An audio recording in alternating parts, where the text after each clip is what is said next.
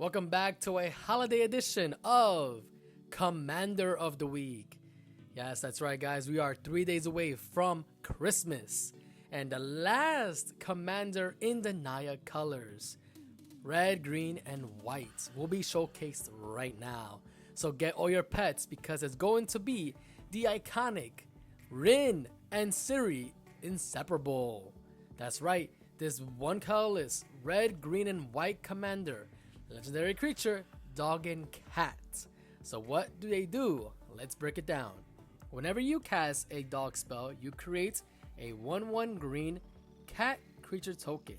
Whenever you cast a cat spell, create a 1/1 white dog creature token. If you pay Naya, you tap this creature, it deals damage to any target equal to the amount of dogs you control, and you gain life equal to the number of cats you control. So it's a very pet-friendly commander. So let's break down these staples. Introducing first, Feline Sovereign, 2 colorless and green, creature cat. Other creatures you control get +1/+1 and half protection from dogs.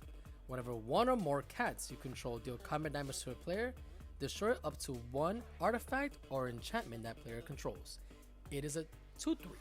This is a very good efficient board removal control type of creature. The reason why, in Commander there's several artifacts like Soul Ring, Arcade Signet, and very dangerous enchantments that could be a strain to your game style or your board itself. So having a card like this that could do that type of removal comes in handy.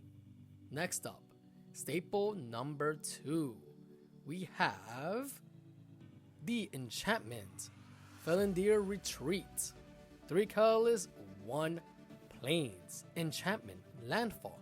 Whenever a land enters the battlefield, choose 1. You can either create a 2/2 white cat beast creature token or put a +1/+1 counter on creatures you control, and those creatures gain vigilance until the end of the turn. This is a very good, very powerful enchantment, especially in tribal. The more cats you have, the more life you're gonna gain with Rin Seri. Also, there's a lot of creatures out there that will buff up your creatures, like the King of the Pride that boosts up cats by +2/+1. So this is a very good synergy when it comes to this commander. Entering staple number 3, we got Marie's Breaker of Coil, kind of like the hidden commander. Here's why. It's a colorless, red, green, and white legendary creature, cat warrior. Your opponents can cast spells during your combat. Whenever a creature you control deals combat damage to a player, go each creature that player controls. It's a 5/4. It's a very good card to stop the attack on your side and make your opponents attack your other opponents. Allows you to build board and also control the board as well. So it's very efficient hidden commander. Staple number 4, Marie Weatherlight Duelist, 1 colorless, green and white, legendary creature, cat warrior. First strike, whenever this creature attacks, each opponent can block with more than 1 creature this combat. As long as this creature is tapped, no more than 1 creature can attack you each combat. It is a 3/2. Similar to Marie's, it controls the board and allows you to have protection from mass spread attacks. And on top of that, you're able to pretty much allow your board to expand comfortably, and then from there, go off with the last staple. Now, your final staple, staple number 5, is Jetmir, Nexus of Revels, 1 colorless, red, green, and white. Another kind of hidden commander. But why is it so powerful? It's because you are going to spread with all these creatures and their effects. So, creatures you control get +0/+1 and have vigilance as long as you control 3 or more creatures. 2. Creatures you control have +1/+0 and trample as long as you have 6 creatures or more. Creatures you control, which is the 3rd effect, creatures you control also get +1/+0 and double strike as long as you have 9.